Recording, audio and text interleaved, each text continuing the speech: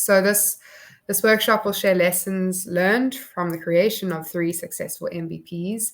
And yeah, first up, Callum from Blackbox, would you like to present the product that you guys created? Will be a bit of context for today's workshop. Cool, fantastic. Hi everyone, my name's Callum from Blackbox, as Ella has already said, and I am the director. I'm going to jump straight to it, so let me get my screen up here. Right. Cool, so just a little bit on Blackbox. We're a product design firm here in Durban that are looking to build and design technology that stewards resources to impact people on the planet. And we're a team of we're 6 people internally, and then we probably work with about 7 external team members that we work with on a monthly basis.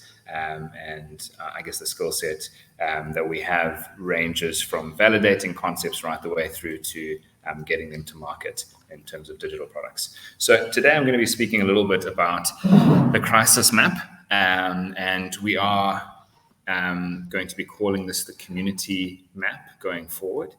This is a project that happened in collaboration with Blackbox, Heal Our Land, and Pista. I think NK is listening in on this call, and he's probably going to jump in at some point. But yeah, so let's get started. Firstly, how did this come about?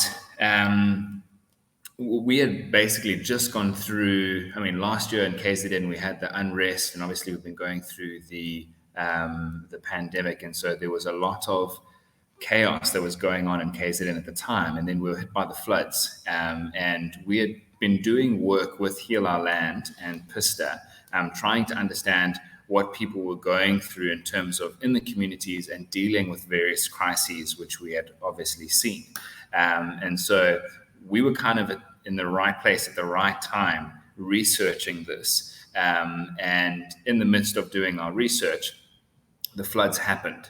And so this really was a story of us acting very quickly as the floods were happening all around us, and trying to get something out there that we colloquially talk about it as a big Mayday button. Like a big sort of panic help me button.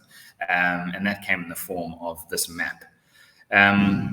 So just like a little bit of information around what was happening at the time. We gathered data on what was happening during the pandemic and then also during the civil unrest. And we identified a problem during the floods that there was no live mapping or data tracking system available to create a unified movement towards disaster management and prevention in South Africa at the time. And I know there were various tools that people were using sort of in isolated spaces in different cities, etc. But it was quite hard to find something that was really accessible on the internet for South Africans to deal with a crisis at the time. And so this is really what we looked at tackling. We then developed a bit of a strategy around that. And I'm not going to read through all of these things, but essentially we wanted to cater for a bird's eye view of what was happening on the ground in real time in communities, and then allow both the nonprofit sector and sort of state to assess what was coming through from people and make decisions about who should work where. And at the same time, we also really wanted to allow individuals to assist in the relief effort. And I think that was a big thing that we were trying to bring, is we were trying to empower citizens that, if there was somebody in your street that needed something that you had, we wanted to make that apparent so that you would know it. And hence the crisis map came about. So I will quickly switch my tab and just show you a little bit about how this tool works, and then wrap up kind of what I want to share so that Ella can carry on.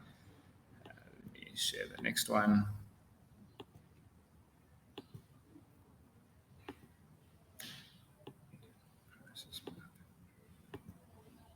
Cool. So here's the crisis map in all its glory. This this was as simple as it seems. Basically, you had a sidebar, and you could go around and look at the various needs that people were posting. So when I spoke about it being a Mayday button or just a help me button, all you would do is you would click on one of these buttons over here. If you needed help, you click I need help, and you would put your phone number, your full name, and your GPS location. And like when I speak about that, sometimes people have this gut reaction of like, wow, that seems a bit too intense in terms of personal information and Poppy. But we are Poppy compliant, and when your house is being flooded, you need direct access to assistance. And so that was kind of the agenda for us, was how do we create a scenario where people can have direct access to voicing their needs and then getting assistance from the community. And that's the approach that we ended up taking. And then if you needed help, if you had a resource, you could click on the I have a resource button, and then the exact same thing. You would log the type of resource that you had. In the previous instance, you would log the type of need that you had, which then helped us with just categorizing things. And then what you ended up, in terms of a result, you would have a whole bunch of red icons, a whole bunch of green icons. And if you then wanted to assist somebody, you would basically click on the red icon and you'd say, I can assist. It would ask you some information about yourself, and then you would log that assist. And so slowly but surely, we started to see some of the red icons turning blue, which was really encouraging during that time.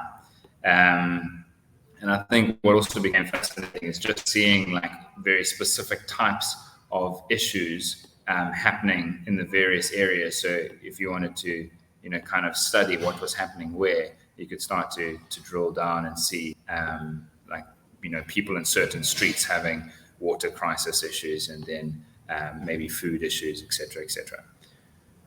Cool. So that's pretty much how it works. It's like sort of 1, 2, 3 steps to putting your need out or your issue, and then what that allowed is for everyone to kind of see what it was that you had or what it was that you needed. Let's jump back to my presentation. A little bit of a data snapshot. We peaked at around 4,600 users per day around the 17th. So as I had already displayed in the presentation, this was a 36-hour turnaround. We managed to get some user testing done through WhatsApp groups, etc. But I want to, I'm not sure if this is possible, but can I let NK speak a little bit at this point, Ella, or would you just prefer me to continue? Because I thought you could maybe add some context to this. I'd be happy for that. I just don't know if anyone can speak now that if you're able to. Yeah, I'm not sure if it's possible if anyone but the speakers can, just in terms of cool. Being allowed. No, that's fine. Then even during the Q&A, maybe NK can just provide some more context, and we can speak about that. But sticking with our time here, it was very difficult to watch a lot of the needs come in. There were some just insane requests that came in, which was pretty emotionally taxing to actually know and see what was happening around us. But from a statistics point of view, it was amazing to see it go locally viral, if that makes sense. So just in a very small area within the eThekwini municipality, sort of within those confines, we saw it rise from 10 people on the first day, and you see that spike there up onto the 13th day. It suddenly starts to hockey stick up. And that was just because people found it really easy to use and were sharing it on WhatsApp. And then in the total, over that 3-week period, we had 26,000 people use it. It was interesting to see where they came from at different points. Towards the end, most of the users actually came from Pretoria, as people were starting to analyze the information of the floods. And then these are just some key stats. There were 589 needs logged, 42 logged assistances. I think there were a lot more assistances, but people just didn't go back to the map and actually log them. And then amazing resources that people were offering. I mean, we had like plumbers in Queensborough helping out people, and we had guys with like drones that were doing search and rescues, people lending out TLBs. And so it was amazing to see the types of resources that the community was logging in a time of need. And then, subsequently, as part of us getting this out there, NK did a great job of getting it out on Twitter and networking with his network, and that kind of made it through various forms of government and municipality.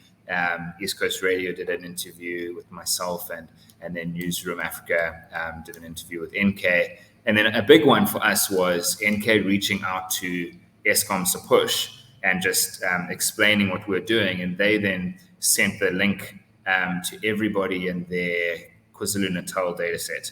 So I know they've got a couple of million users. And so everyone who had Eskom Sepush and KZN ended up getting a little advert notifying them about the crisis map.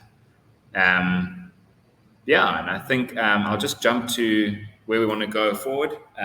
We want to turn this into a community-based platform, like a community map, where we can look at more crisis prevention than crisis management.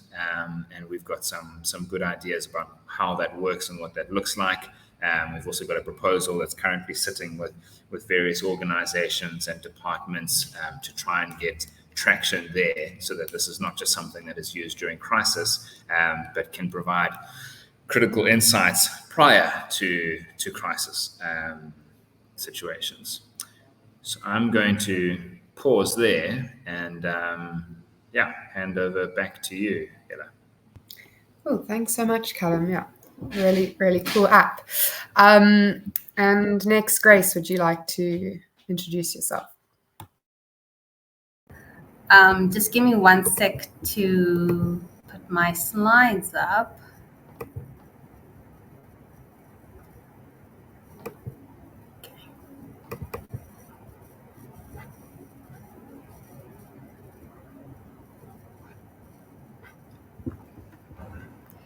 All right, afternoon, everyone. Thank you for making the time to join us in our session.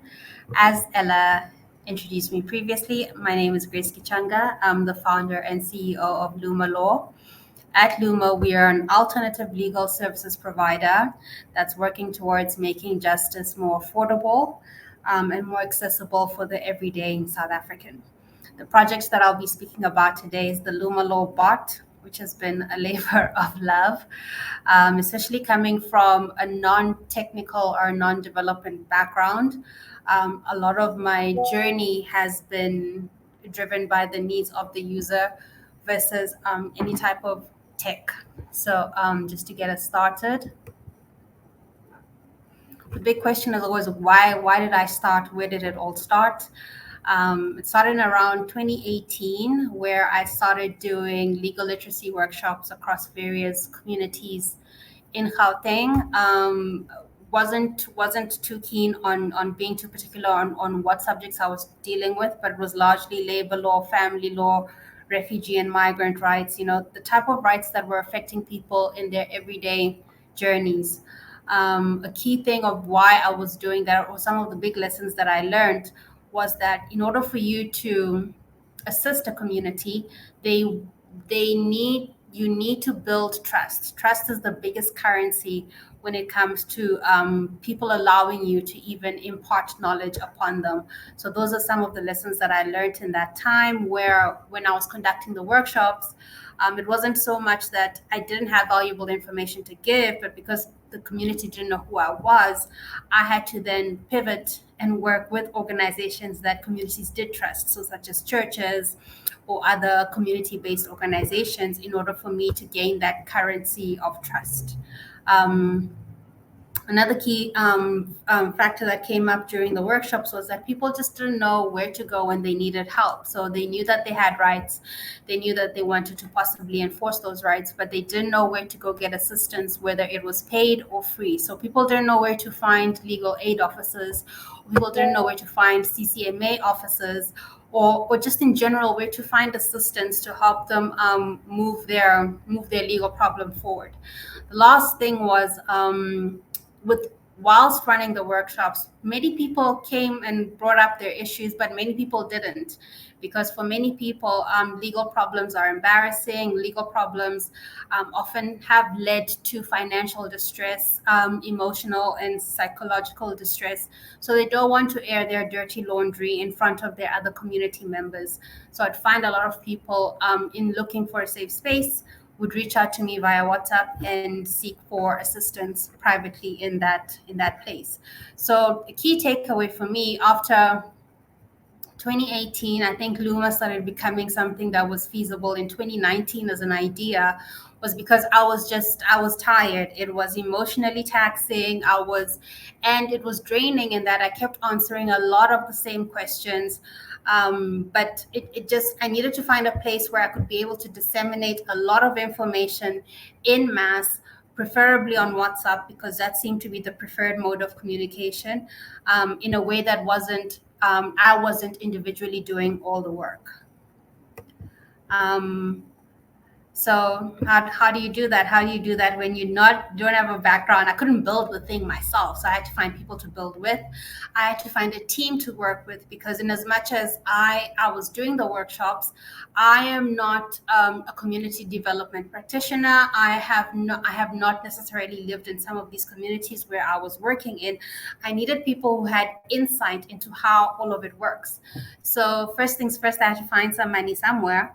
And as most of you might know, finding funding for civic tech, any kind of civic tech initiative, is difficult, because half the time, you have to walk this tightrope between impact and profit. So the way I went about it was entering a lot of competitions that were solely focused on social entrepreneurship, on SDGs, got a couple of rands in, and from there it was about assembling a team. My team was made up of developers. A lot of this was outsourced, developers, designers, but the central core team was made up of paralegals who were working with communities on a day-to-day basis on legal and justice issues. So they would be able to give us that nuanced view in putting the bot together. And the last thing was building the bot, which was about creating content that was relevant, it was practical, but it was always about, is this information understandable? I mean, if my grandmother can read it and understand it, then we've achieved our goal. But if that's not the case, then you get caught up in this loop of when lawyers present information that's just full of legalese, and that's exactly what we didn't want to provide. So a lot of work went into creating conversations that were very user-friendly and almost making use of everyday colloquial language in order to get the point across. So we got funding. Our main funding came in at the end of 2019. And we had about 3 months to turn around. So we were actually supposed to go live on the 27th of March. And lo and behold, COVID happened. But I've always said COVID was a blessing for our business, because everyone was at home. Everyone was stressed out with what was going on. People were worried about their jobs. There was so much information that was coming in, especially from the Ministry of Labor, conflicting information. People were worried about their livelihood. So we were able to create information and synthesize it as quickly, and putting it out on the bot and accommodating all the different a lot of the fake news that was going on, a lot of the misinformation that was going on. We were able to combat a lot of that. And we're also able to add links to services. So for example, a lot of people were claiming UIF, but people didn't know what the links were. People didn't know how to find this information. People didn't know how to even go about doing some of these things. So we were able to work around a lot of that information.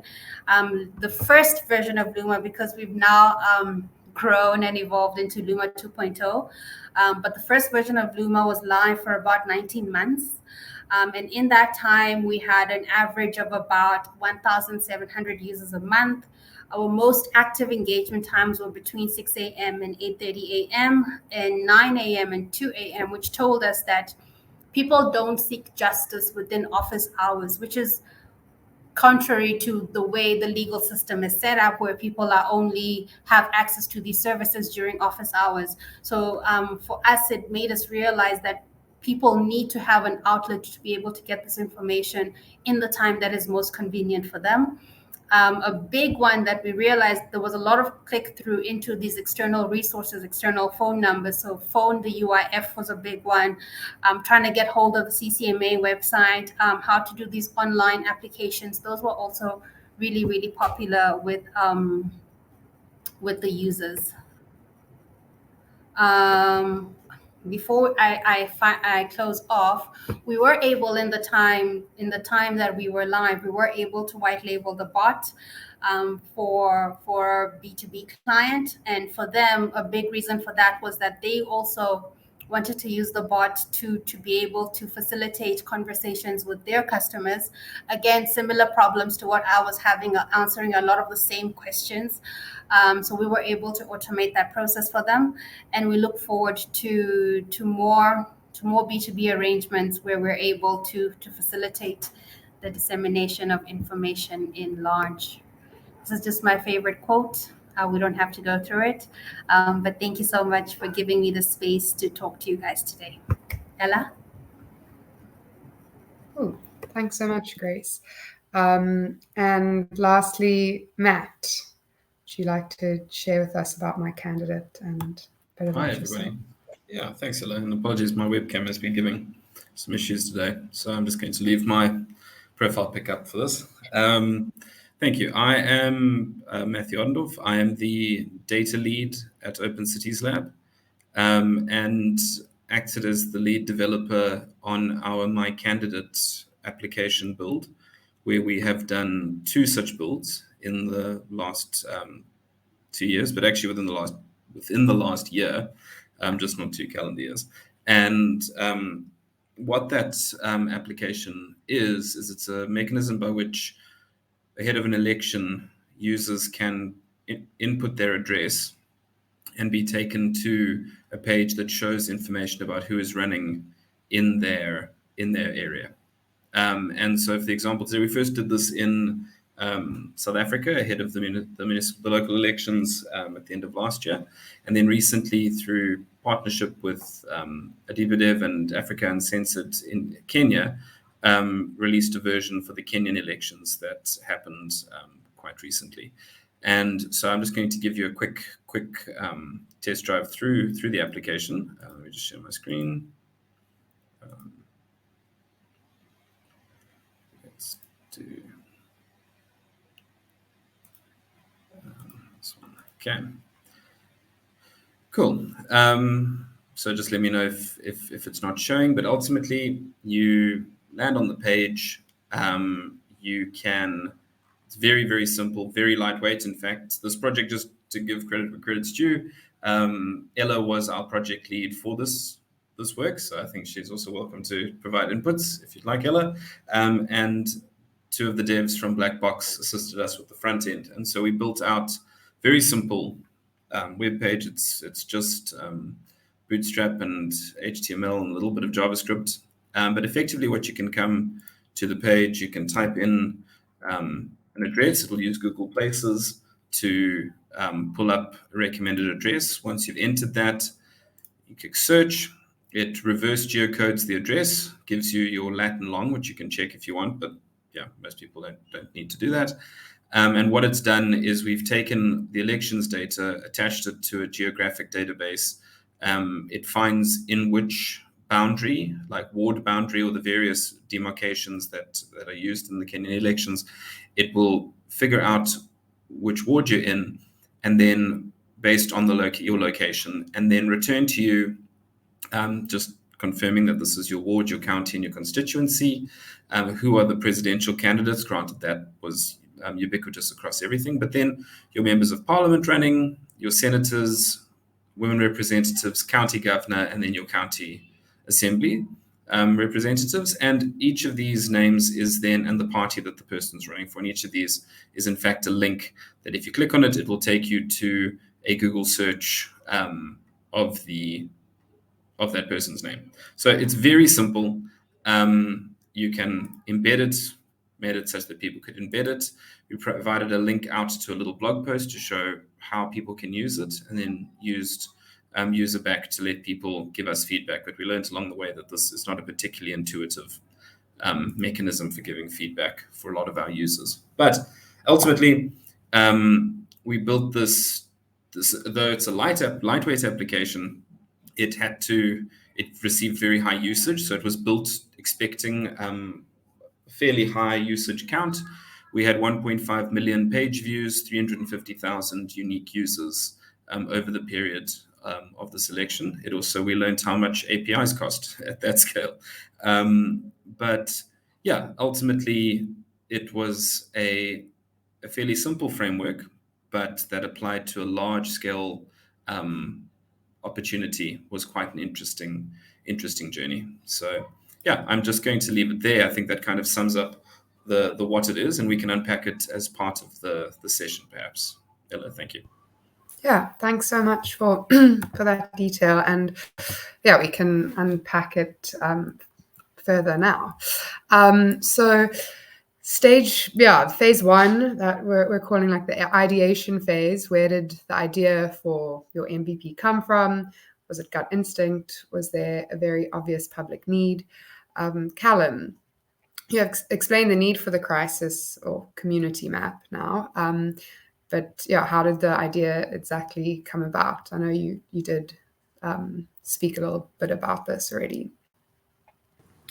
Yeah, just so to re-emphasize, I think we were already, just like I know with OCL and with Grace, very, very invested in the area, and we're doing research and working with people in it. And so it developed a toolkit, a technical toolkit, and I suppose a little bit of not an academic one, but a sort of a knowledge base in the area that we were dealing with. And so we were working with partners, and there was already a bit more of a rudimentary map created by NK, which worked quite well during the unrest period in KZN, which people were literally, I think, giving NK links and bits of news about various stores that were being looted, and he was putting them onto a spreadsheet on Google Sheets.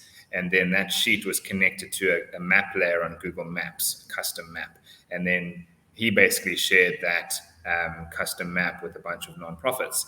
So basically, it was like a bit of a manual way of collecting information and keeping it all in one place, but in a geographically visible way. And so we had seen that had worked quite well. And when the floods were happening, I think me and NK were talking that day, and we just said, well, let's try create an automated version of that, and stop what we're doing and just go for it until we have something workable. And so that's where we kind of dropped our tools, and we kind of took half the team on my side, and NK worked with us, and we just we programmed until we had like a version 1, and then we sent that through to a WhatsApp group of people that were involved in the crisis already, and they tested it out themselves and gave us some feedback. And we basically took that one set of feedback from them, implemented it, and then pushed it live. So that entire process from concept through to version 1.1, if you could call it, was 36 hours. And that's wild. Yeah. No, we worked through the night, and Matt will tell stories like that as well. And then it was just shared through WhatsApp groups a lot. WhatsApp groups are interesting, and then Twitter as well. And so that was kind of how it started and how it got out there. Nice. Yeah, that is the definition of an MVP when it's a 36-hour turnaround time, and yeah, something so needed, but also might be a bit irrelevant if it had taken longer to create it. Grace, for your ideation process, how was that like? You had a bit more time, I think, to come up with the idea, and it must be tough. Also, it's something that you do on the side when you have another full-time job, not even related to the law. So, How does that work? Yeah. It's a lot. When I started doing the workshops, they were all weekend based, all after hours based when I had the time. But a key thing, similar to what Callum was saying, it was about working with people who are in the space. So I had already been doing a lot of reading a lot of research papers about access to justice, how to facilitate it, tech and the access to justice space, but it was all very high level. And what I realized from a lot of those papers is that no one was actually talking to the people who do the work, who are the paralegals on the ground. It's the paralegals. I also came to realize it's a whole ecosystem when it comes to accessing justice. And this just came from workshops, building relationships with communities, where you understand it's not just that problem, paralegal, solution. The paralegals work with social workers work with health workers, because that's the nature of a legal problem. It needs to be addressed so holistically if you actually want to see any sort of real outcome for the person. So I was out there pounding the pavements. I had a lot of doors shut in my face. I mean, some examples were big audience for people who actually do experience a lot of legal problems, people who are in church. So I went to reach out to a lot of pastors and faith leaders, and a lot of them, some were open to the idea of, okay, you can come speak to our congregation about labor law rights. But when I started wanting to talk about succession and wills and estates and death and divorce, they automatically said no, because you can't come preach death and divorce when we are a church that's trying to preach faith. So there's a lot of these things, and a lot of it is just about human nature and human interaction and just how human beings are. Going sometimes into communities to do workshops, where I always used to be asked, like, who are you affiliated with a political party? Some of my workshops were shut down, and when they couldn't shut me down, they would stop my participants from coming into the workshop. So a lot of this I realize is that whilst services are there, people either don't have access to them because of direct or indirect barriers. And then a lot of times people give up because sometimes the justice journey is way too long.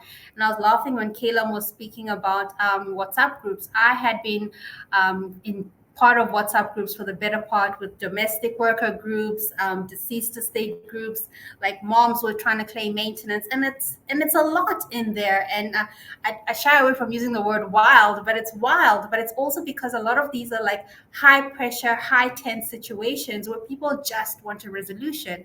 So bearing in mind that people are interacting on digital platforms, but people are also interacting on a human to human platform, I needed to create a place that was able to cater for both. So in as much as the chatbot, it's live on the website for now, but the idea is to go onto WhatsApp. The origin was always to be on WhatsApp and to be able to then facilitate the transition from the tech, which is the bot, into essential services that help move the person forward. So that was it. But there was a lot of pounding of the pavement.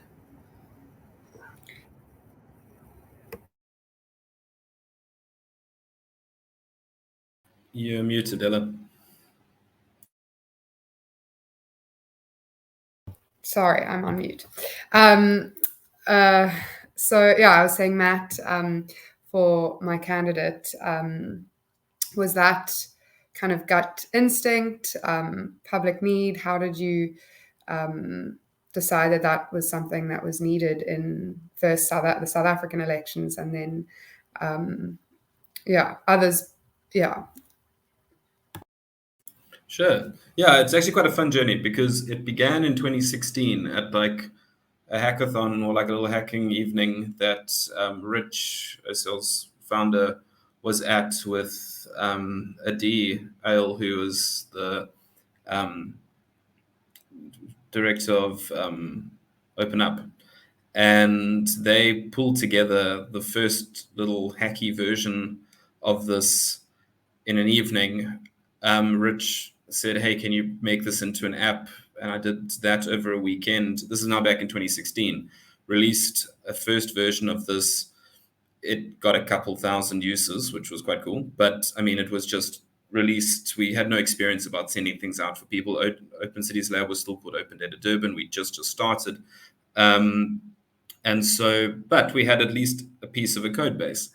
When it came round to the elections last year, it was Richard's gut instinct that was going off, being very connected into the pulse of what's on in things like Twitter and in the civic tech community, and noticed that people were calling out and saying, we don't have a mechanism of exploring this information. And thankfully, a fellow civic tech hacker, Paul Berkowitz, went and had scraped the gazetted information for South Africa. So the IEC only ever releases this in a terribly unreadable and inaccessible PDF, but he'd gone and scraped it using Tabula, I believe. And Rich said, look, we've got the data. Can we shove this into the old code base? And trusted Rich, and also had a similar experience to Callum of like 36 hours of no sleep but hard dev, which is always actually quite cool. And we got a version together, which Rich then punted to Twitter and said, cool, let's just UX by Twitter, which was actually really cool. And we saw that there was a need for it. People pushed and said, wow, we really want this. This is cool. A lot of really good suggestions. Somebody like Rich popped out we put up the GitHub code, but somebody went and said, hey, you're doing the Google query wrong, which was just very nice because they actually gave us the solution, said change that. They didn't just say, no, you suck, which was nice. And then, we then very much saw the need from there. So for the Kenyan elections, that came now through partnerships through other projects. We had something, we had a base, we could be a bit more prepared for it. And so that one was understood as just a genuine request for assistance with that. We had time to plan and get funding and things like that. But ultimately this all went down from the beginnings of a gut instinct to then in 2016 to an even more of a gut instinct in 2021. But then that now has become an extensible and potentially very impactful and reusable platform. So it always, I think it just reminds one, always save your code and stick it to GitHub so that it can be used later. And if Richard says something 3 times, it's worth trying. That would be the instincts that I learned from that. So that's kind of the origin story for the progression of this. And now we know from this most recent app, we need to start engaging ahead of an election much, much earlier, because it's really, particularly when it comes to like geographic boundaries and things like that, it's not just something that has to be mandated as a gazetted piece of information. We actually need to establish a good working relationship with the demarcation boards and things like that to get that type of information. And I mean, 350,000 unique users was great. It was really cool to have that, but we would like to know that can be even higher. And what is the mechanism for driving higher usage and education ahead, even further ahead with even more detailed planning? So thanks. And so after the idea phase, you've got the idea, comes the more challenging part, is actioning this and starting the build and assembling your team. Grace, for lack of a better word, you're not a techie. How did you manage to assemble the right team to action your product, Luma Law? This is actually, hate to steal Matt's words, but one of my favorite stories.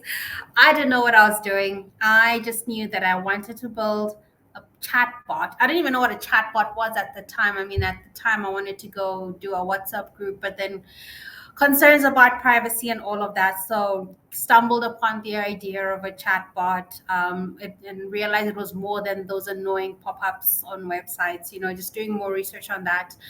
And how I actually got my first demo was I found out that there was chatbot development agency here in Joburg, Prike Health. They go by the name Helm now. I literally just DM'd one of their developers on LinkedIn, and this was in 2019. I was like, hey, I've got a really cool project. I think you guys would be lucky to work with me, and I think you should make time to meet with me. And that was it. And they surprisingly actually reached back out, set up a meeting.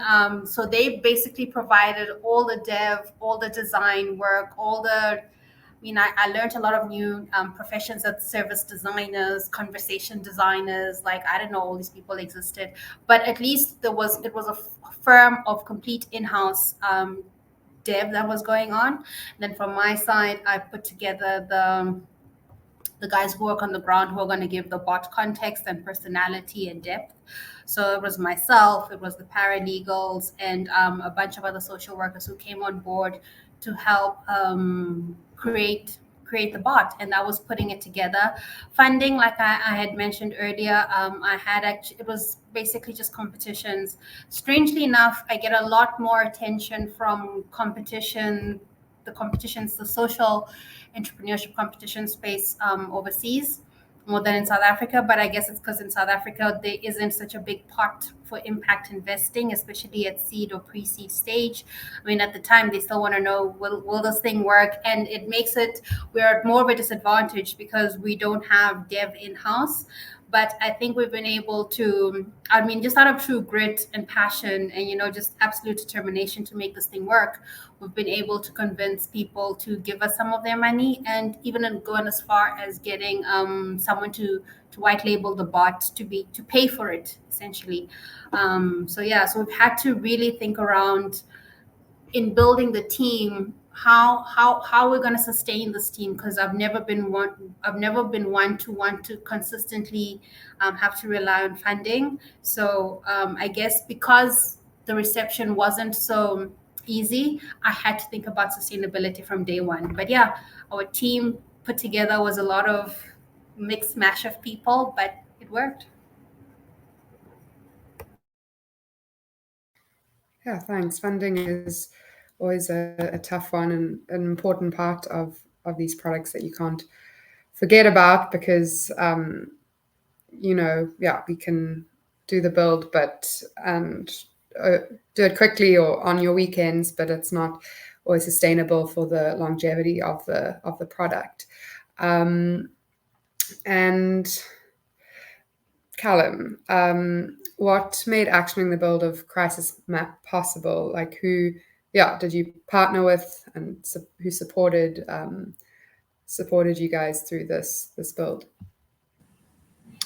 Yeah, I think some of the things I was mentioning was already been invested in that space, and having the right sort of partnerships in place. And just like Matt was saying, like you've got a history in an area that you're interested in, and so we had developed a toolkit and we developed the right partnerships. And so I guess our hearts have always been there, and our heads as well. And so that allowed us to act quickly, because that preparation had inadvertently already been done.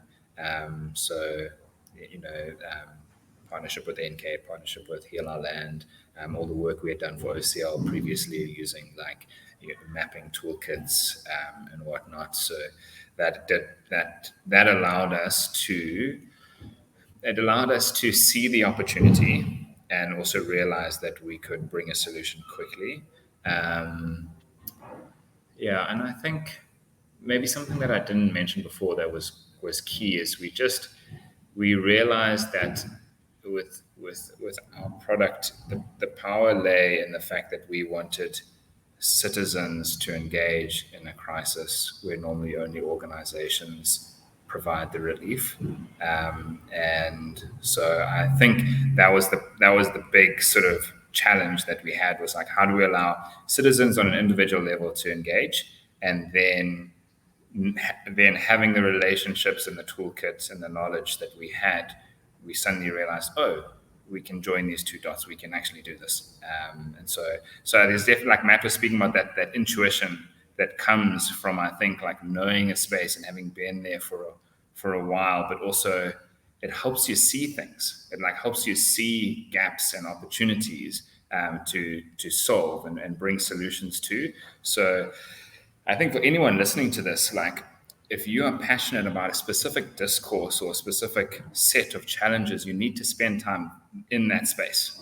And then slowly but surely, you will start to develop a lens to be able to see the challenges and the low-hanging fruit that you can solve or pick. Yeah, thanks. And Matt, what did you learn in during the build of my candidate that you can maybe share with us? I know bringing design, development, and data together, they're all important parts of the product. And under a time crunch, it can be quite difficult to make sure that everything gets, the right amount of attention. And yeah. Sure. I think what I learned with this was trying to reduce. I mean, what worked out very well. It's a tricky one to say. Major lessons that I learned in the most recent one for my candidate Kenya is how keeping an app simple really helps when it comes to large scale deployment of the millions of page views and things like that. In that, even for our 2021 version, we were using an API internally that did some of the calculations for us, and this was very helpful. We had to. It was wonderful that it existed. It was put up by OpenUp. It's an excellent API for finding out which demarcation, like South African demarcation boundary you're within based on your location, called Map It. It's a very, very cool tool. But it was a second server that had to handle requests. And so we would then, when we needed to, if we needed to make changes, we'd have to make requests either of the system itself. Fortunately, we have a good relationship with JD, who assisted us from there really quickly, also like pulled something together over a weekend, I believe, to help us. But it meant that there were moving parts that we didn't control all the pieces of. And also that you have now two servers whose timings contribute to your total return to a user. And so for the Kenya build, we couldn't use the same API because it was designed with the South African boundaries built into it. Not that they couldn't add it, but just that we decided to build it ourselves, which dramatically reduced the complexity of the program and allowed it to resolve very quickly. And so we didn't have to worry about putting in careful monitors in production when we were like checking that the app wasn't taking too long. You didn't have the same number of like alerts coming over your phone at midnight. So keeping things very simple was very helpful. Also, when we built it entirely with just HTML and Bootstrap for the front end, it meant that I could make all the modifications. I'm terrible at front end, but I could make the changes myself because the black box guys had built it in a very clean and extensible manner. And then it also was learned the value of having staging and production pipelines that are easy to work with. We used Heroku's pipelines, which make it very easy to set up a staging and production deployment, but also the value of having a staging database so that we could, if requests were coming through live, and you'll remember this, Ella, we'd have things coming through, people would find errors in the data that we needed to correct quickly. You don't want to then punt that straight to production because other people could find more errors. So you normally, it was the first time we were using a full staging database setup rather than just the staging application. And that was really, really helpful.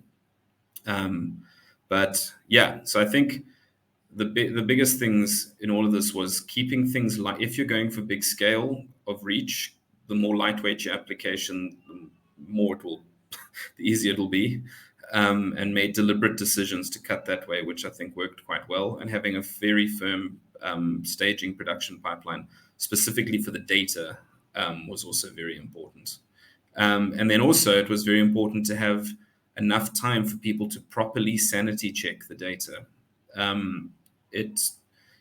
The Rich really helped out in doing like a very fine-tooth comb check through the data to make sure that we could have this data as clean as possible. And it's a good reminder that you really need to put in some strong, careful checks of data to make sure that you're producing something correctly. Because in this, if you're serving up garbage, like your app's pointless. Like if you've got the wrong information, that's bad. And so, I think learning that it takes a lot of time to ensure data integrity, and also if you're doing a launch, clear everything out of your schedule except for that launch, because if you don't, you might not be able to meet the needs of certain features that the community might, particularly if you're taking input from the community to tell you what you need on a timeline. You have to have all your available time to try and implement new features. And if you've got other stuff going on, and I think we could have balanced it better, and so we couldn't do some features that might have been quite impactful. And so I think next time it'll be to rigorously clear the deck of anything else except for that launch. Yeah, so those were some of the lessons I'd say we learned.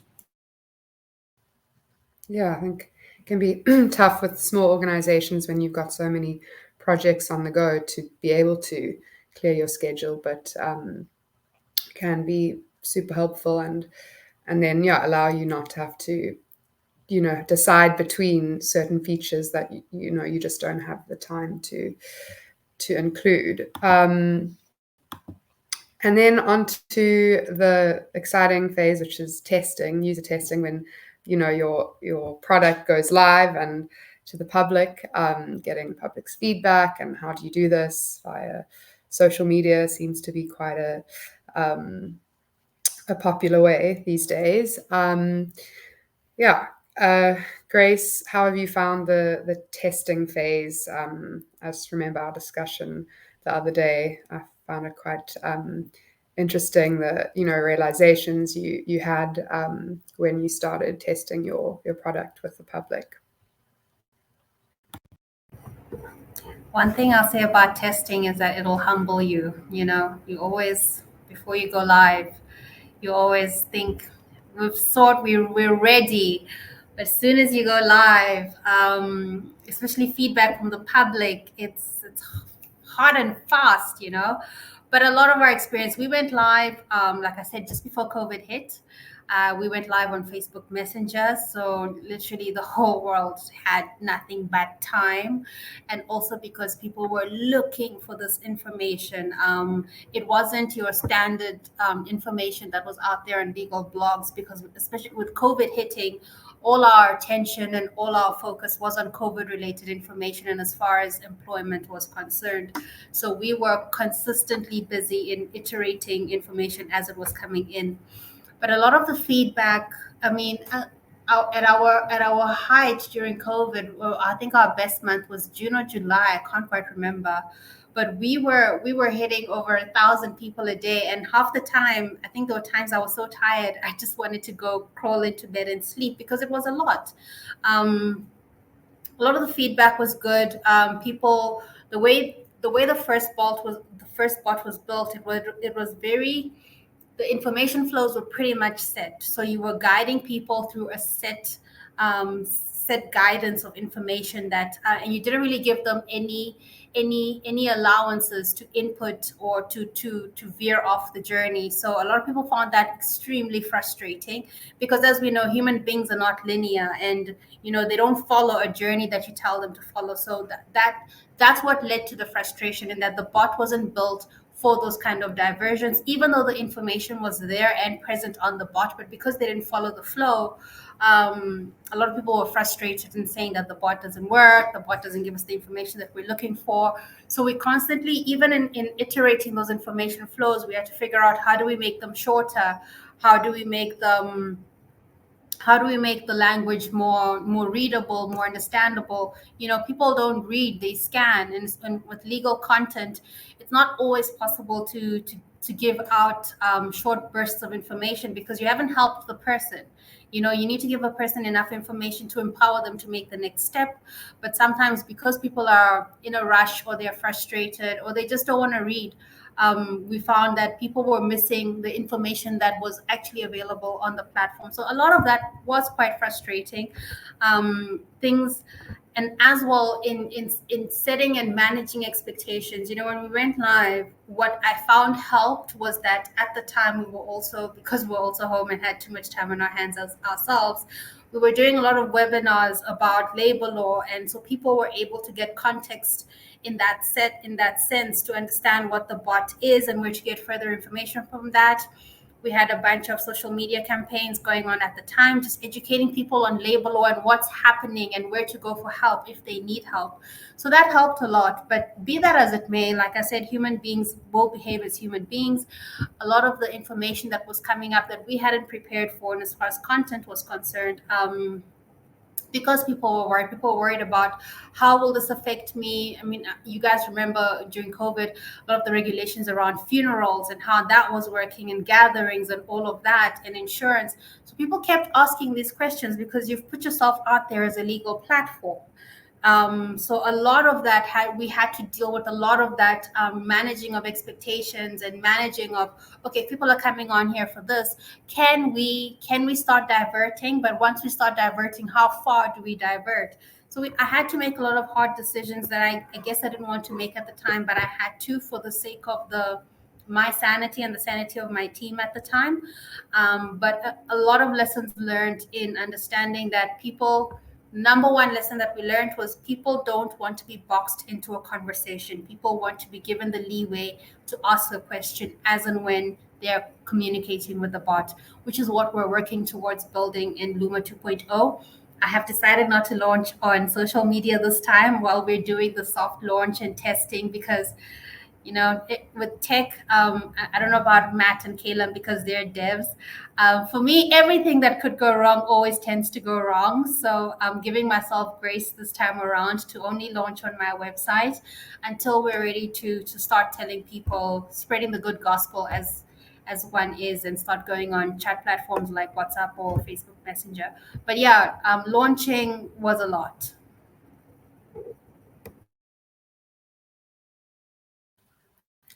Yeah, it can be rough getting the public's feedback sometimes, because it's not always done kindly. And I just, another thing you mentioned was the language, that you had to, the way people were asking the questions. That can you speak more to that? We should have been more prepared for this, but initially, again, because you're dealing with people who come from different places when they're interacting with your bot, people can say I was fired in 10,000 different ways. And the bot was only trained to recognize I was fired and I lost my job, or I was retrenched. So a lot of the times when people were putting in their questions into the bot would respond with, I don't know, even when the bot actually had the answer. So, like I said, because I'm not a techie and I'm on this journey of learning and understanding, well, for my platform, content is king, because essentially it is a content platform. So being able to accommodate users who come from, I guess, different perspectives and how they understand and interact with the law and how they would ask their questions. So with the new bot, we're learning, we're building off a different platform. We've parted ways with Prikild amicably, but their platform wasn't giving us the leeway that we needed to be able to create a conversational experience, which was what we wanted to do, in not having to box people in. And our new platform allows us to prepare for utterances, set up utterances basically that respond to the responses. Look, it's not perfect. We're learning as we go, but I must say that the new bot is a lot more conversational, and we learned through by going through the fire, but now we're very mindful of how speak. And strangely enough, we get a lot of that from Facebook, because there's a lot of Facebook groups that are out there. So we do go through a lot of these just to understand how people ask their questions, and we take a lot of that, and then we just accommodate it on our platform.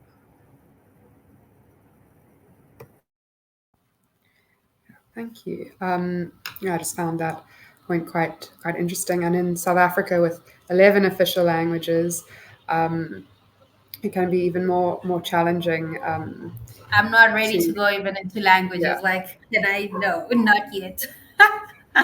Yeah, but it is always the goal with a lot of our products and developing and being able to make things more accessible. It is a challenge, and often capacity constraints don't allow it.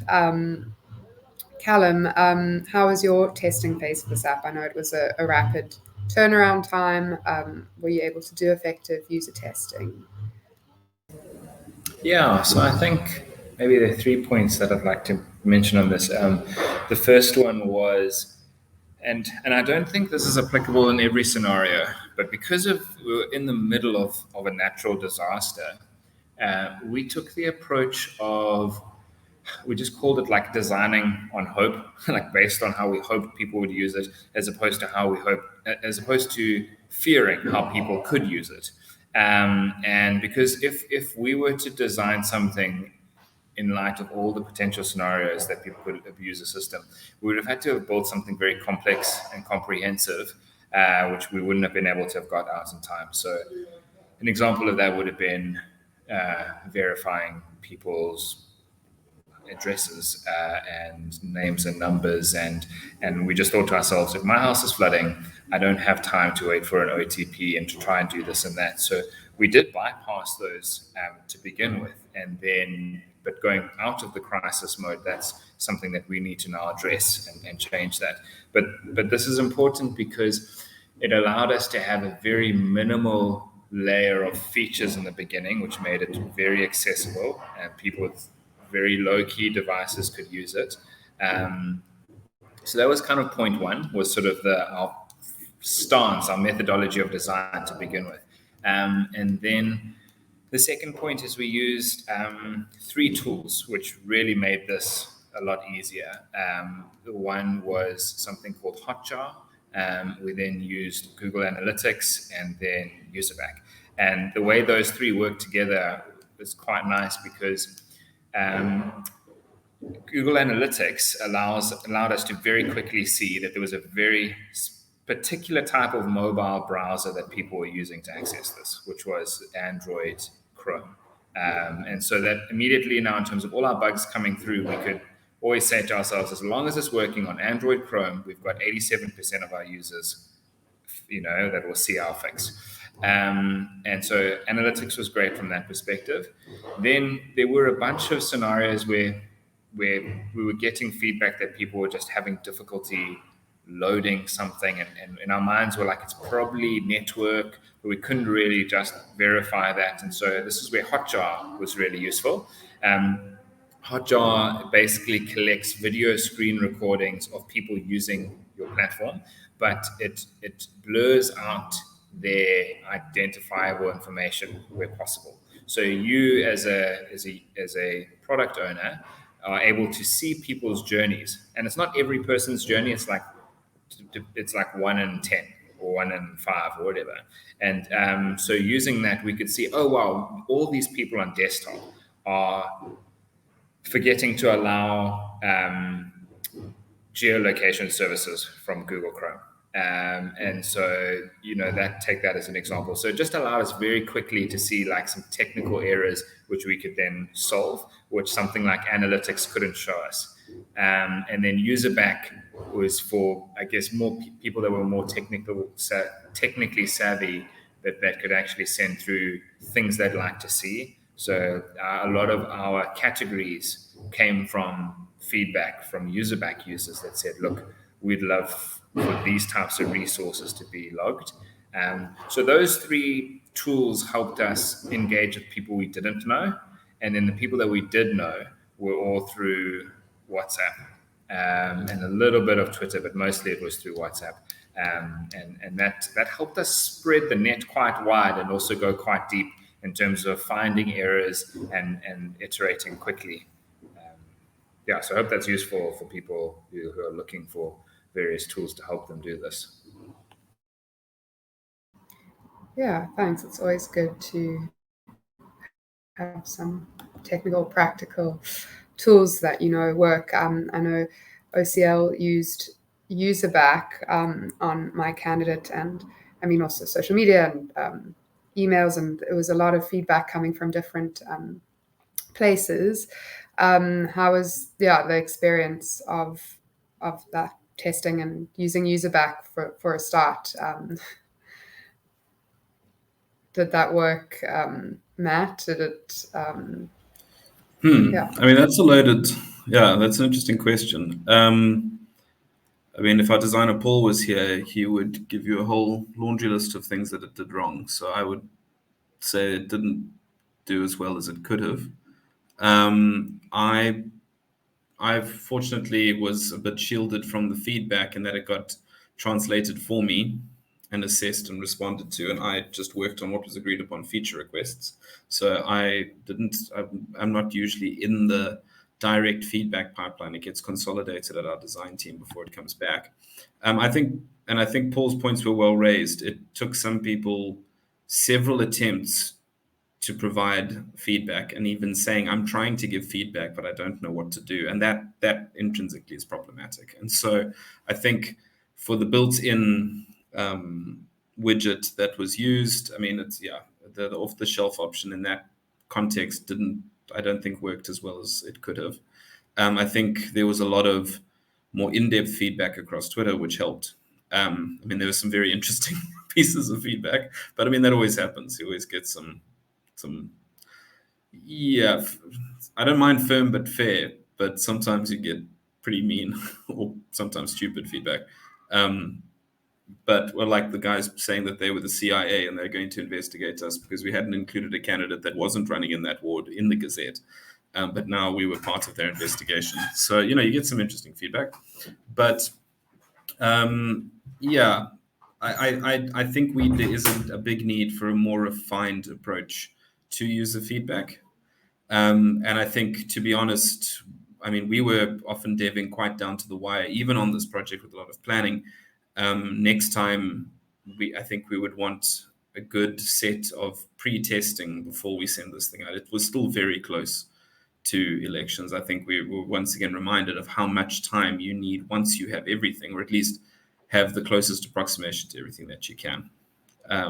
So yeah, I would say that, I mean, this is once again, I'm paraphrasing the feedback I received. I don't think it worked as well as it could have. Yeah, no, I spent some time going through compiling it and then giving it to you, Matt, and people working on the data side of things. And it definitely, I mean, a lot of very positive feedback too. So that's also very encouraging when you're getting that from the public, because then you can continue going down the path and building this product, knowing that that you're positively affecting people's lives as well. And yeah, because I mean, you're going to get the negative comments in between, but sometimes that's also necessary because there is an error in the data and we need to fix it, because it can be quite serious, if in a democratic process, like, well, my candidate, for example, and you're not including all the candidates, or maybe the geographic kind of data is wrong, and so the candidate's not coming up in the right ward. But that's why we had Matt doing a lot of hard work fixing. That makes it. I mean, it's a unique environment as well, though, because in time, we need more time to lobby the organizations that produce the data to be able to give us in a usable format. I mean, for South Africa, we got given like a bit of grief from the IEC, and we were like, well, ICC, and we're like, well, cool, IEC. Like, cool, just give it to us in CSV and this won't be a problem. But they didn't. It has to, for some reason, they have to give it to us in a PDF. And then the challenge within Kenya was that you couldn't find on an official website the demarcation boundaries of the new areas, and we had to resort to third-party data sources, which maybe there's also a question that you can't trust those, and we needed more time to vet and a relationship.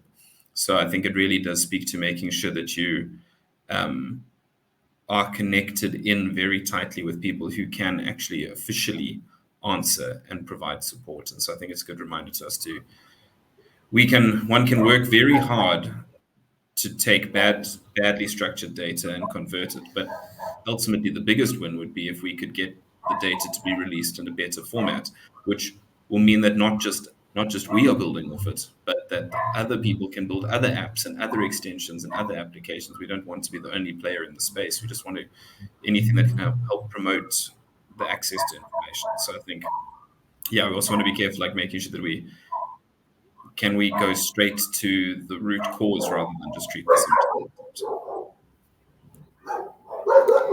Yeah, Thank you. And then the last phase, like the kind of calling it the transition from an app that, is useful in the moment to something that lasts, lasts the test of time. And so how do you make an app? How do you white label it and ensure that the MVP just lasts and you can use it again in other contexts? So yeah, Callum, what is the plan to make sure the crisis/community map has longevity and can be used in maybe future crises or just in assisting in your community? Yeah, no, it's a good question, because I think in each scenario the process will be quite different. Like in terms of white labeling something, and making it, because that could, I mean, maybe that's just white labeling internally so that you can roll it out in different scenarios, or it's making it open source. And I think in our scenario, we do want to make the crisis map open source in its current form, just because we feel like it's such a basic way to just log data points that any community could use in our various scenarios. And we actually have had one or two people ask us for that. But in terms of the longevity of it, I think realizing where you want it to go is obviously key, like your end goal, your end game, and knowing that you're in this initial sort of season, but there's going to be a future season which requires a maturity of the product and potentially a team, and so I think putting in the time and the effort to understand where that's going and what's needed to course correct and to get there is really necessary. And I think there's a plan. There's that tension between being planned and being organic. Testing that market feedback, seeing what people's needs are, and then at the same time also trying to take it in a specific direction. I think for us, with the crisis map, in order to make it more of a community map, we really needed to understand what was out there and what people are currently doing. And there are a lot of tools that are doing kind of deep work with organizations on the ground, very specific toolboxes for organizations in townships in South Africa and low income areas that were very niched. And I think ours, we realized we wanted to be quite a broad sort of spectrum of insight, that people could still really easily submit stuff that would then filter down information to potentially other platforms that are being used by other organizations.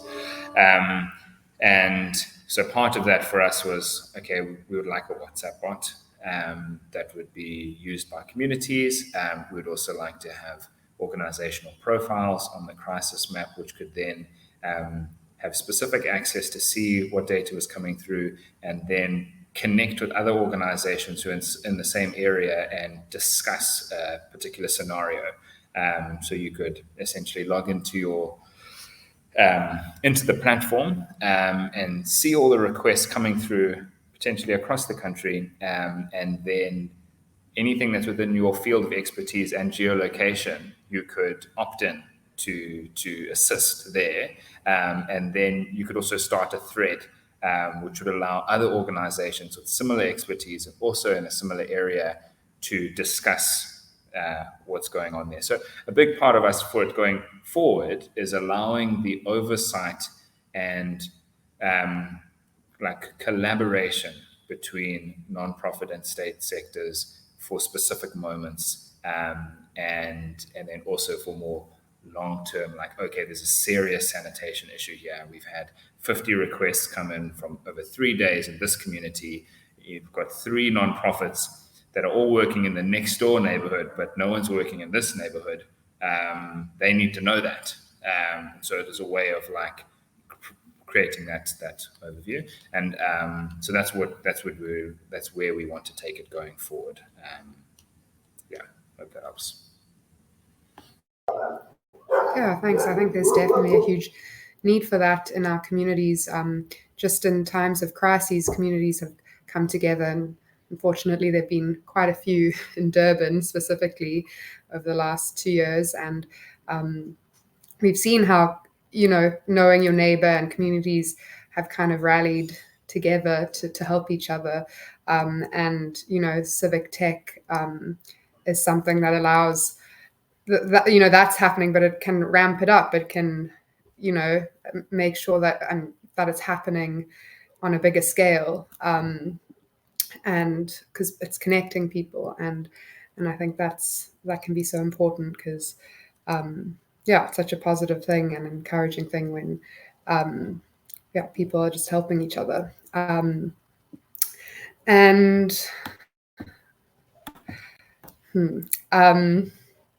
let's think, Grace, what have the challenges you found in I mean, you mentioned that you had white labeled Luma Law, the app, and how is that process? White labeling actually came as a surprise to us. It wasn't something that I thought was feasible for the platform at the time. When we were approached by a legal insurance firm, and understanding their reasons, we were aligned, but they were just not quite as altruistic as mine. So for them, it was about saving their call center staff time and having to answer a lot of the same questions, and leaving more time to do more high value work. And I accepted that, and that has led me to evolve my thinking in understanding that Luma can't belong to me. And as much as I want to hold on to it, it can't. Luma has to belong to organizations that have the human capacity for handover. So whether that's a private institution or a public institution, Luma needs to belong to, because it's not possible. It's not always possible to remove the human element from a legal journey, from a justice journey. So it's about trying to find or figuring out who are the right partners to work with, whether state, whether civic society, whether private, and trying to align our core values, which is access to justice, access to information, increasing legal literacy, and meeting the needs of our B2B customers. Have we figured it out? No. I think there's still a lot of room to work with. I mean, and I always learn so much when I'm in these platforms with people like Caleb and Matt, because I always say it, I'm going to say it public, we never speak enough outside of these forums. But even just the idea of geolocation, geotaggings, a lot of these have an impact when you're on your justice journey, because you cannot go to a police station that's out of your jurisdiction. You cannot go to a court that's out of your jurisdiction. So there's a lot of these factors that I don't know how to deal with the problem. But now, I'm in these sessions and I'm like, it's there, and linking it is, I'm not saying it's easy, but it's possible. So when I think about the justice of journey, the journey of tech and justice, there's so much room for collaborating, even if it's not at the end user level where you're trying to hand them over, but even in the development phase of coming up with features that just make life easier for the end user at the end of the day. So a lot of that is what I'm working towards. I mean, white labeling, when we white labeled, it was a big thing for me. I was very happy, but I'm realizing that in giving value to the end user, there's still a lot of room to grow and a lot of scope to build a better platform.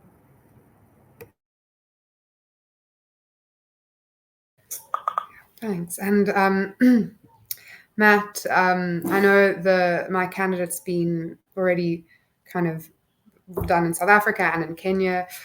Do you see it rolling out to other countries in Africa or around the world? Sure.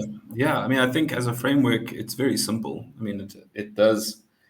And therein is, I think, what's great about it is it takes your location and tells you something relative to your boundary. I mean, Grace, it's wonderful to hear that, what you just said. I mean, there's immediately an opportunity to expand to that. I was actually chatting to someone in the data team today about a way to share clinic information. Just what are your closest clinics? What are all your closest resources within a region? I mean, there's the real opportunity to provided one can get the data in the right manner. It's a fairly straightforward approach to provide that information. And so I'd love people to run with the code base. I mean, with OCL, we make this, we can open this code base up and have people work with it.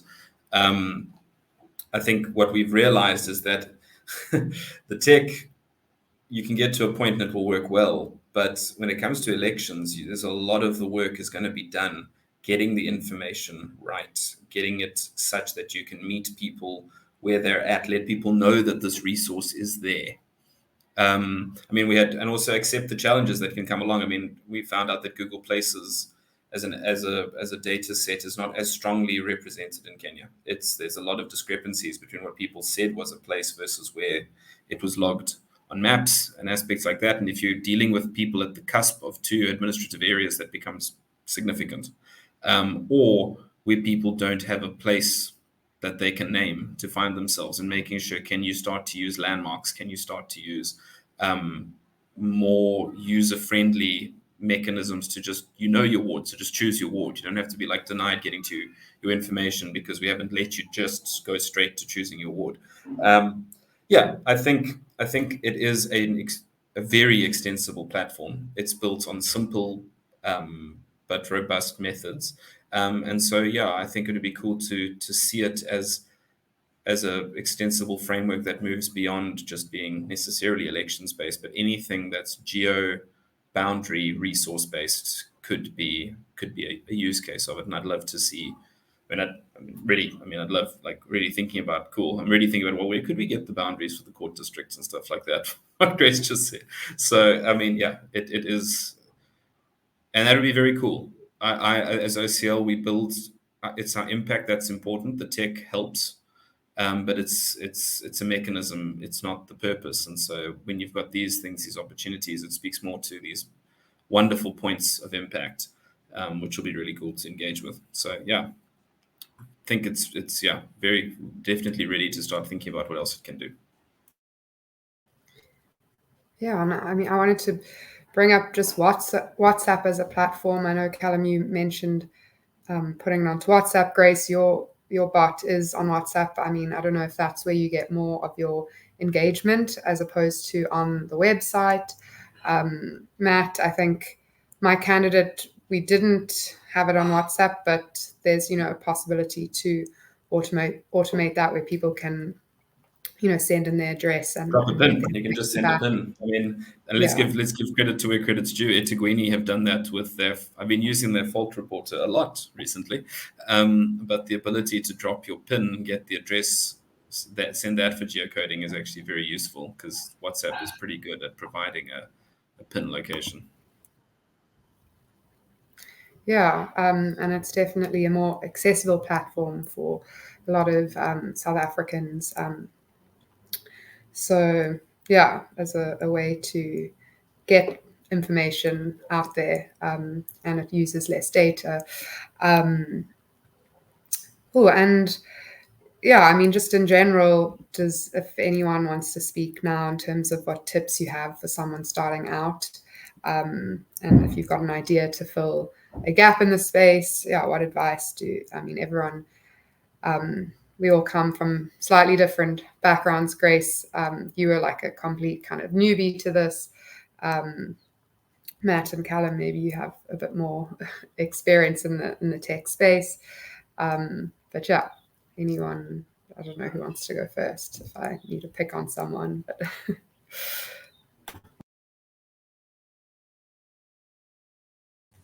okay, I'll give one piece of advice on a little matrix we created for how to know which bugs or features to release. So I should have said this. So this was actually like 0.3 in the user testing. So basically, like, you have lots of requests coming at you, and you're like, which ones do I do first? And even with one of our products, OpenSeat, it's always a consistent juggle of trying to understand what we do at the right time. And so we basically have high effort, low effort versus high value, low value. Sometimes you'll get a lot of high effort, low value items that come in, and you need to stay away from those because people panic and they're like, we need this, and it's just not worth your time. And then sometimes you get sort of high effort, high value, those are good. Keep them in the backlog and wait until the right time. What you want to look for is the low effort, high value. Get those out as quick as possible, and just keep that as a framework in the back of your head while you get your user testing and your requests coming through. Found that really helpful. And if you want to modulate the kinds of things that people ask for as features, say that you provide them the link to the GitHub repo and say that you'll help manage any pull requests. And suddenly people modify how much they ask for per request. Yeah, it's quite. Also, maybe it's also a lesson. Don't expect people to give you Git ideas because you might actually be curbing some strong suggestions. So maybe, yeah, it's a lesson learned both ways. And Grace? As a non-techie, just start. You'll learn as you go. The learning curve is super steep, but you learn as you go. You get to meet amazing people that you get to work with, and eventually it gets done. Ella, Joe's raised a question in the Q&A. That's a great question, I think, and it's how do you determine value, as to what Cal said. And I think that's a great question to ask. Yeah, good question, Joe.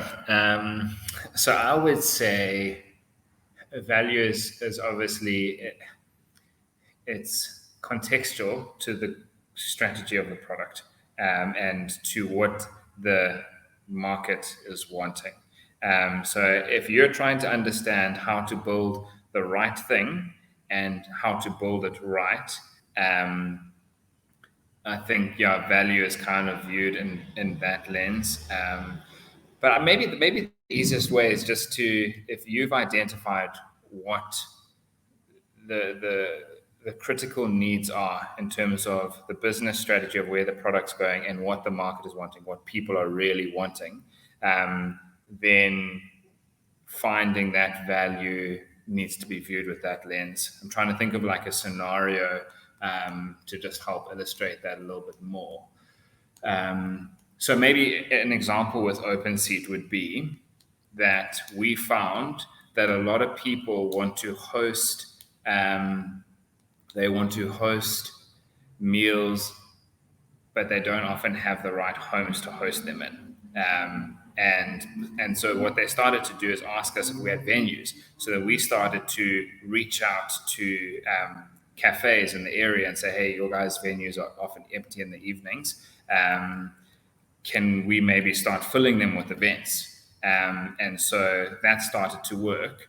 And now, like a feature that we would like to release is, okay, cafes can upload their venues on OpenSeat. It's quite simple to do, and it's going to provide a lot of value because it's meeting the particular need from the market, and it's also aligned with our product strategy. So I hope that's okay. It's a bit all over the show, but that's how I would determine value in each scenario.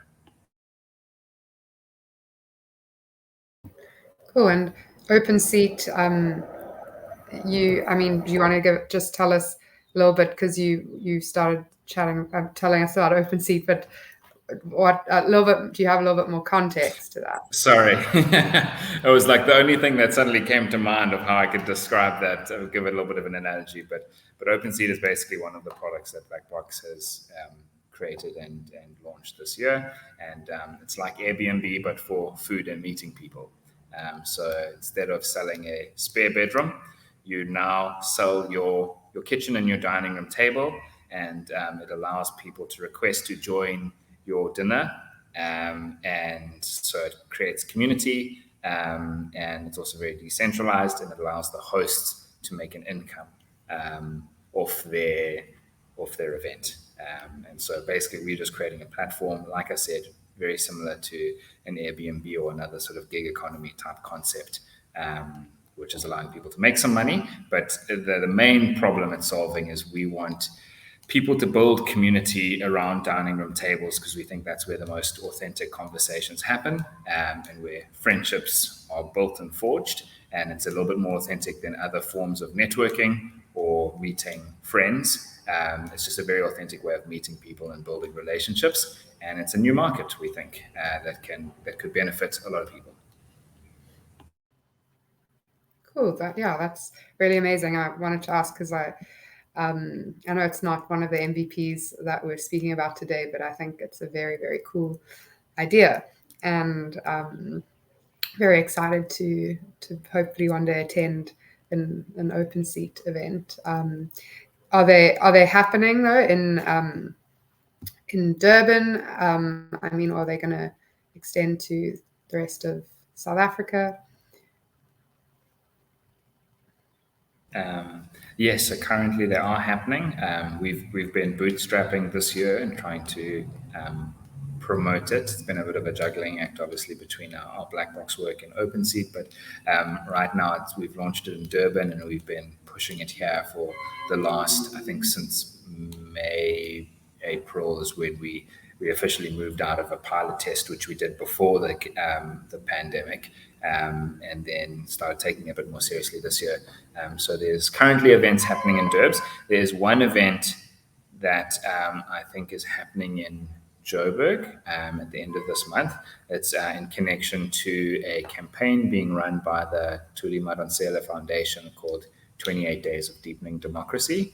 And that campaign, the whole concept behind that was to really promote conversations aimed at exploring how one can deepen democracy within one's field or interests. So the brief to us was we want people to we want dinners to be happening around the country where people are speaking about how their passions and professions can lend to deepening democracy, and just to get the conversation going about deepening democracy, which is a big part of Prof. Thuli Madonsela's life and legacy. And so that is currently happening now, and I think we probably will extend the campaign past the 26th of October, which was its original end date. But yeah, you can check it out at openseat.co.za. Yeah, awesome. Thanks for that. And then in terms of funding, I know, Grace, you mentioned, entering competitions. Callum, Matt, how do these, do you have any advice for funding? And, I know OCL is a nonprofit, so we apply for grants and things. But Callum, you guys are not a nonprofit. How do you go about getting funded? Grace, I'll let you go first on this one. Gosh, funding is tricky. Funding is very tricky. We have both a nonprofit vehicle and a for-profit vehicle, only because just to respond to, I think, Joanne's question, value is different depending on who you're speaking to. And understanding value for, and now that we want to approach this more B2B model, in the nonprofit space, when you're dealing with civic society or government per se, value for them is numbers, it's impact, it's how many people are reading the information, it's how many people are, because of using the platform, are using the going forth and using the services that have been put in place. So from there, you're then able to, I guess, discuss funding in that sense, because someone must pay for the service and someone must pay for the benefit. So a lot of that is ongoing. In South Africa, it's tricky. I'm going to be honest. It has been tricky to get funding in South Africa, especially for nonprofit. But then again, I just started the other day, so there's that. For the for-profit space, again, similarly working with private entities, it's about understanding what's of value to them. If I'm dealing in a space where, which is currently what we're working on responding to wills and estates and that area of the law, what would value look like for a B2B customer? It's about understanding some of the basic questions in the life journey. How you're married affects what happens to you when you die. And a lot of people just want to have a lot of that information. So again, going back to value, who pays for that? Who pays for that value? Who pays for that convenience? Who pays for that information about the user? So understanding what value is could also align a lot with sustainability because getting funding and donors and all of that, it's a new space for me. People keep telling me there's so much money. I don't know where it is, but I'm working on finding it. But yeah, and also I see Joanne also had another question about what is it? Do we need has interest tapered off after a crisis? And to be honest, on the Luma Law platform, it did, because we were very crisis focused. But what we found was that the white labeled bot continued merrily with engagements, because the people who were using the bot were largely clients of the legal insurance firm. So they had about 500,000 subscribe, I don't know if you call them policy holders, and a lot of them were already engaging with the content, because by virtue of being a client of the legal insurance firm, this was almost like a value add for them. So on that bot, we didn't see a tapering off, but on the Luma Law bot, we definitely saw a tapering off of interest after the crisis. I hope that helps. But funding, anyone who's got the magic bullet, I'm here. So, Grace, I think an opportunity there is also to have like-minded organizations look for joint projects. So, for example, in the funding, we applied alongside our partners in Kenya to get a grant. And so I think having the capacity to write joint applications, I think, is also an important aspect. And so leveraging, being able to demonstrate that there's experience in both camps that is going to then be brought together as a union to create this finished product, I think also gives good confidence to the donor that people have the know-how and now they're funding the collaboration, rather than, okay, OCL's got the tech, they just have to go and learn that small thing called law, lol. They'd be like, no ways, there's no way you're going to pick that up in time. It's massive, it's complex. And so I think when you're able to say, well, all we need is the funding to drive this collaboration together, I think that really helps sell things quite effectively. So always very exciting opportunities there as well. I completely agree with you, Matt. And I've seen in the ed tech and in the health tech space, they do that exceptionally well, where partnerships are often, from what I've seen, the catalyst to funding. I just wanted to say that we are open to questions.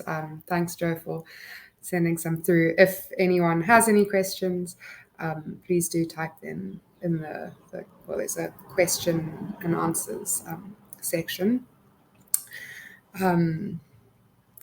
Otherwise, I wanted to just say to Joe's second question, which I thought was quite prevalent, was, and also it points to the longevity of a tool, is that the value does change over time. Like if you think about what you would have used Facebook for when it first started, and then now what you use Facebook for. Like I use Facebook for reaching out to my older family now, just because like if I'm posting stuff on Instagram, it's not getting to them.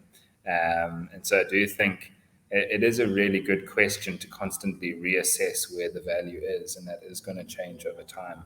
And it should be a part of the product strategy. And I suppose the whole iteration process is about that. It's about that feedback loop, identifying the value consistently and building upon that. And that's a dynamic process. But yeah, Joe coming in with the great questions.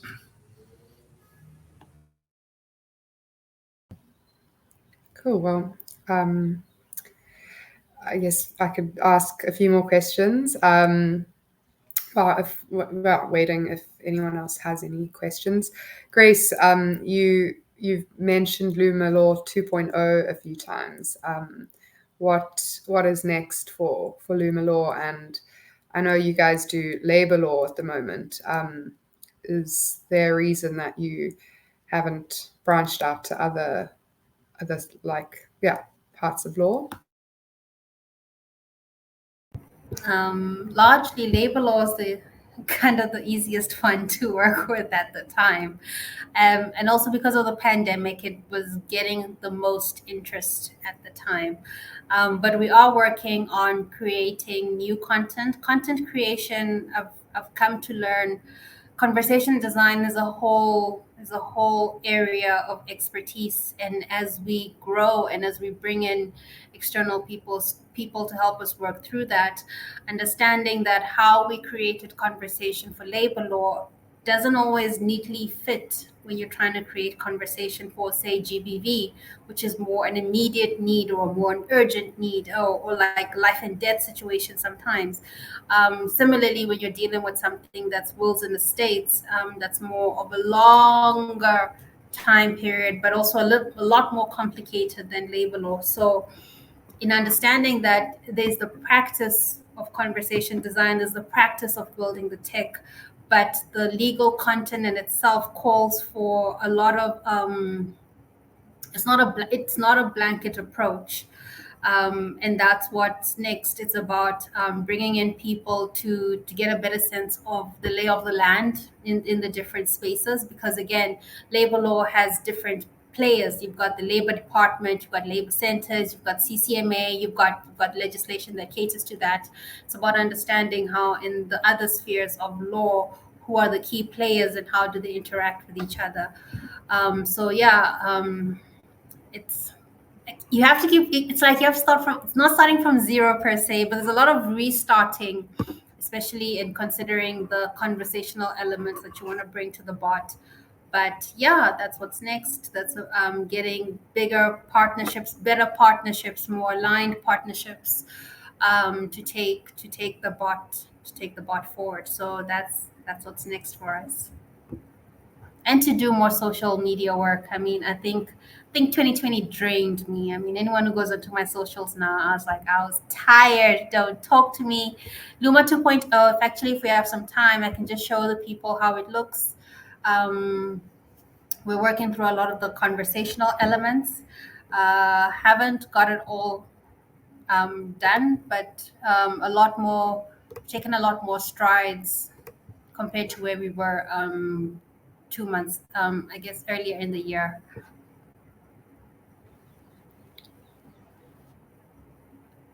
Can you see my screen? Yeah. Yes. Okay. So very different here, where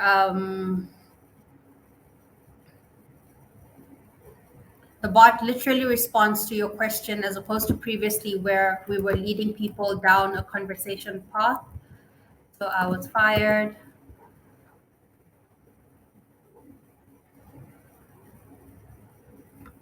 Again, going back to the point of educating people about what does it mean to be fired, because there's 3 reasons why you're fired, and each specific one has a different process and procedure to it. So in helping people understand what is the law in that sense, and once they've understood what is the law for them in that situation, understanding the procedure. Our little plugin, we need to work on this because it's so tiny. But understanding what is the procedure that comes with that specific reason for being dismissed. Examples are a big one. We realize people want to know what is it, call a thing a thing. So understanding that these are the examples when it comes to misconduct. So yeah, a lot of it is learning. We're also, like I said, 2.0, too much text, but understanding how much text is too much text. That one can empower the user to understand the law, and 2, short and sweet enough to keep them interested. So it's tricky, but we actually find that the user experience is better on WhatsApp, as opposed to on the bot, and because on the website, and because we're largely using the website more to test and to see how people are interacting with the bot, our primary platform will be WhatsApp in the future. I don't know if I answered your question. I feel like I started rambling at some point. No, that's great. You showed us where Lumalaw is heading. Thank you. Cool. I think if we have no more questions, then we can close out. Yeah, so thanks everyone for joining us today for this interesting discussion. Especially thanks to speakers, Grace, Callum, and Matt, for sharing your experiences and about for the builds of these MVPs. If you guys have any more questions or want to reach out to our speakers, I'm sure you can do so. Through the websites or LinkedIn. I'm sure everyone is present on the internet somewhere. Cool. Is there anything else before we go?